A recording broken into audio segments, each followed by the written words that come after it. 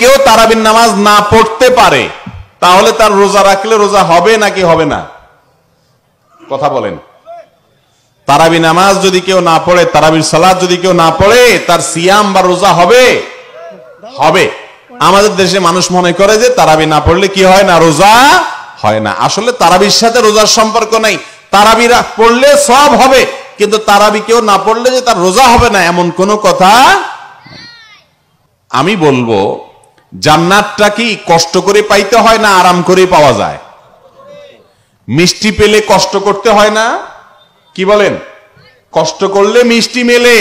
আপনি চাইবেন জান্নাত কিন্তু কষ্ট করবেন না, তাহলে পাবেন? আর এই জন্যই তো হাদিসে আসছে, যারা গরিব মানুষ, অভাবী মানুষ, পরিশ্রমী মানুষ, তারা ধনীদের চাইতে 500 বছর আগে জান্নাতে যাবে ইনশাআল্লাহ। কত বছর আগে জান্নাতে যাবে? 500 বছর আগে। আল্লাহ তাআলা আমাদের সবাইকে রোজা রাখার তৌফিক নসিব করুন। আগে যদি কখনো না রেখে থাকি, তওবা করে আল্লাহর কাছে মাফ চাই। সামনের জীবনে আমরা রাখবো, প্রতিজ্ঞা করি আল্লাহ আমাকে আপনাকে তৌফিক দেখ। রমজানের দ্বিতীয় আমলের কথা বললাম, রোজা রাখা। 3 নম্বর আমল হলো তারাবির নামাজ পড়া। কি নামাজ পড়া? তারাবির নামাজ। যদি কেউ তারাবির নামাজ না পড়তে পারে তাহলে তার রোজা রাখলে রোজা হবে নাকি হবে না? কথা বলেন। তারাবি নামাজ যদি কেউ না পড়ে, তারাবির সালাত যদি কেউ না পড়ে, তার সিয়াম বা রোজা হবে? হবে। আমাদের দেশে মানুষ মনে করে যে তারাবি না পড়লে কি হয় না, রোজা হয় না। আসলে তারাবির সাথে রোজার সম্পর্ক নাই। তারাবি পড়লে সব হবে, কিন্তু তারাবি কেউ না পড়লে যে তার রোজা হবে না এমন কোনো কথা। কিন্তু তার মানে কি তারাবি পড়বেন না? করিম সাল্লাল্লাহু আলাইহি সাল্লাম বলেছেন, যে ব্যক্তি রমজান মাসে রাতের বেলায় দাঁড়িয়ে তারাবির নামাজ আদায় করবে, আল্লাহ রাব্বুল আলামিন তার পেছনের সমস্ত গুনাহ মাফ করে দিবেন। এই জন্য কষ্ট করে তারাবি পড়বেন তো ইনশাআল্লাহ। ইফতারিতে আমরা যে খাই ছোলা বুট, খায়া পেট ফুলায় ফেলাই বুট বুট ফুট ফুট করে, তারাবির নামাজটা সুন্দর মতো যদি আপনি আদায় করেন, ধীরে স্থিরে ভাবে আদায় করেন, তাহলে দেখবেন আপনার নামাজের পরে পেটটা ফ্রেশ হয়ে গেছে ইনশাআল্লাহ। বিশাল একটা ব্যায়াম হয় কি হয় না বলেন? আর যেই কোরআনের কারণে এই রমজানের সম্মান, এই রমজানের সম্মান কার কারণে? এই কোরআনের কারণে। কারণ আল্লাহ কোরআন দিয়েছেন এই মাসে, সেই কোরআন তারাবিতে তেলাওয়াত করা হয়। ঠিক না বেঠিক? এই জন্য কোরআন সারা বছর আপনি শোনার তৌফিক হয় না। আপনি সৌভাগ্যবান মানুষ হতে হলে রমজান মাসে হাফেজ সাহেবের পিছনে দাঁড়িয়ে সুন্দর করে তেলাওয়াত শুনেন। আজকাল হাফেজ সাহেবরা এমন তুফান মিলের তেলাওয়াত করে তারাবিতে, যে কি পড়ে হাফেজ নিজেই বুঝে না, আমরা কি বুঝবো?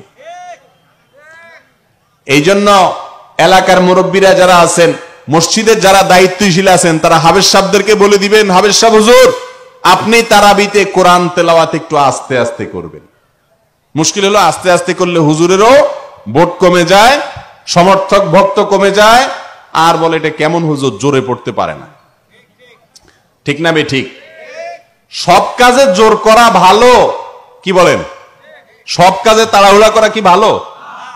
বরং কিছু কিছু কাজ আছে ধীরে ধীরে আস্তে আস্তে করাটা বেশি ভালো। ঠিক না বে ঠিক?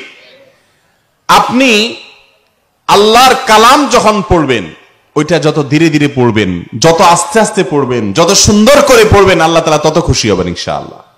এখন আজকাল তারাবিতে কি কোরআন তেলাওয়াত পড়ে হাফেজ সাহেবরা, অনেক এলাকায় আছেন, সব জায়গায় না, অনেক এলাকায় আছে যে হাফেজ সাহেবরা তারাবিতে কোরআন তেলাওয়াত করে, শেষে শুধু ইয়ালামুন তালামুন করে টান দিলে আমরা বুঝতে পারি যে উনি বোধহয় এখন একটা আয়াত শেষ করছে, আর মাঝখানে কি পড়ছে উনি জানে আর ওমার মালিকে জানে। ঠিক না বে ঠিক?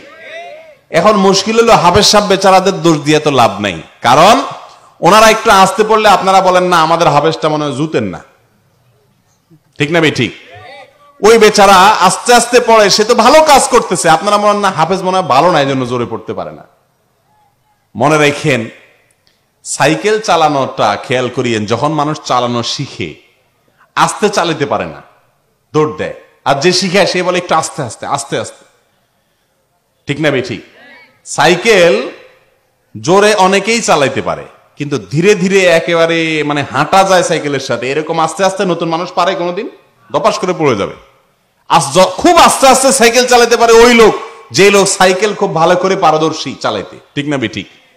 নতুন লোক, একেবারে নতুন লোকও যদি বলেন যে তুমি সাইকেল একদম আস্তে আস্তে চালাও পিঁপড়ার মতো, পারবে? সে পারবে না, দপ করে পড়ে যাবে।